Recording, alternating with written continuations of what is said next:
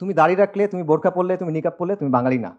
আমি তোমাকে ইসলামের একটা ভার্সন দিব, আমি তোমাকে ইসলামের একটা ছক দিব, এর ভিতরে ইসলাম মানবা, এর বাইরে যাবা না। এর বাইরে গেলে তুমি ভিনদেশি খারেজি।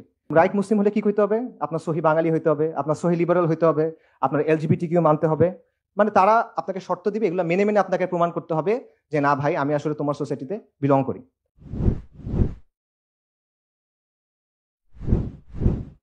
বাংলাদেশে একজন রবীন্দ্র সঙ্গীত শিল্পী ছিলেন, মারা গেছেন, মিতা হক। ওনার একটা বিখ্যাত বা কুখ্যাত বক্তব্য আছে।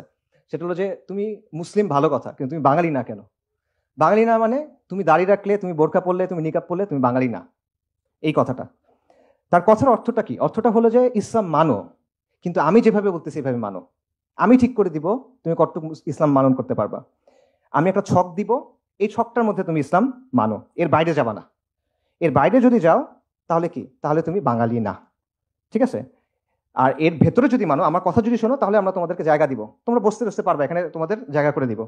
আচ্ছা, আর যদি কোরআন সুন্নাহ মানো তাহলে তুমি বাঙালি হবে না। এবং এই যে বাঙালি না তুমি, এটা বলার অর্থটা কি? এটা বলার অর্থ মানে আপনি আমার অংশ না, আপনি সমাজের প্রতিনিধিত্ব করেন না, আপনি outsider, you don't belong here. আমরা এখানে খাইতে বসলে তোমরা জায়গা দিব না, তুমি আমাদের লোক না। ঠিক আছে? এইটা হলো যে আপনাকে আউটসাইডার বানায় রাখার একটা ব্যাপার। এবং ব্যাপারটা একটা এরকম যে হয় নিজেকে বদলাও, সহি বাঙালি হও, নইলে বাইর হও। ঠিক আছে? আমরা জমিদার, তোমরা চাষা ভুষা, যেমনে বলবো এমনি থাকবা, এরকম একটা ব্যাপার। আচ্ছা, সো মিতা হক সেকুলারদের যে অংশের প্রতিনিধিত্ব করে সেটা এখন কিছুটা দুর্বল, আলহামদুলিল্লাহ। বাকি এই বয়ানটা আসলে যায় নাই এখনো, এই বয়ান এখনো বহাল তবিয়তে আছে। কিভাবে আছে? আপনারা এখন একটা কথা শুনছেন যে বাংলাদেশে আরবের ইসলাম চলবে না, বাংলার ইসলাম চলবে। এই কথার সাথে মিতা হকের কথার আসলে পার্থক্য কি? কোনো পার্থক্য নাই, লিটারেলি কোনো পার্থক্য নেই, এক্স্যাক্টলি সেম কথা। আমি তোমাকে ইসলামের একটা ভার্সন দিব, আমি তোমাকে ইসলামের একটা ছক দিব, এর ভিতরে ইসলাম মানবা, এর বাইরে যাবা না। এর বাইরে গেলে তুমি ভিনদেশি খারেজি।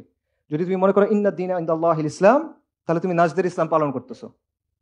ঠিক আছে? একদম সেম জিনিস। এবং দুই জায়গার মূল কথাটা কি? মূল কথাটা হলো there is a right way to be Muslim and there is a wrong way to be Muslim. There is a right Islam and there is a wrong Islam. আর এটা কে ঠিক করবে কোনটা সঠিক ইসলাম? ওরা ঠিক করবে, ওরা ঠিক করবে। আপনার ওটা মানতে হবে। এবং রাইট উইথ, মানে রাইট মুসলিম হলে কি করতে হবে? আপনার সহি বাঙালি হইতে হবে, আপনার সহি লিবারাল হইতে হবে, আপনার এলজিবিটি কিউ মানতে হবে। মানে তারা আপনাকে শর্ত দিবে, এগুলো মেনে মেনে আপনাকে প্রমাণ করতে হবে যে না ভাই, আমি আসলে তোমার সোসাইটিতে বিলং করি। মুসলিম হও, ইসলাম মানো, আমার কথা বলো মানো, এটা হলো তাদের কথা। সো এটা বেসিক্যালি ইসলামকে নিয়ন্ত্রণ করার একটা চেষ্টা। সো অবভিয়াসলি তারা যেইটা কথা বলে এটা আলটিমেটলি ইসলাম না। এখানে তাওহীদ নাই, এখানে আল ওয়ালা ওয়াল বারা নাই, এখানে হাকিমিয়া নাই। এটা মিল্লাত ইব্রাহিম না, এটা মিল্লাতু শেখ মুজিব হইতে পারে, এটা মিল্লাতু লালন হইতে পারে, এটা মিল্লাতু ফুলান বা ফুলান হইতে পারে, এটা মিল্লাতু ইব্রাহিম না, আলাইহিস সালাতু ওয়াস সালাম। তো এইভাবে এই ইসলাম বিদ্বেষের কারণে এমন একটা সিচুয়েশন তৈরি হয়েছে, সেখানে একদিকে তারা যেটা করতেছে, তারা ইসলাম এবং মুসলিম পরিচয়টাকে ডিফাইন করার চেষ্টা করতেছে যে একটা ছক আছে, এর মধ্যে তুমি থাকতে হবে। এক একজন ছকটা এক এক রকম করে। এটা মনে করেন শাহবাগীরা একটু ছোট রাখে, আরেকজন হয়তো একটু বড় রাখে, বাট আলটিমেটলি তারা এটা কন্ট্রোল করার চেষ্টা করতেছে। অন্যদিকে আপনি যদি তার কথা না মানেন, তখন সে আপনাকে বহিরাগত, ভিনদেশি, খারেজি, অমুক তমুক লেবেল দেওয়ার চেষ্টা করে।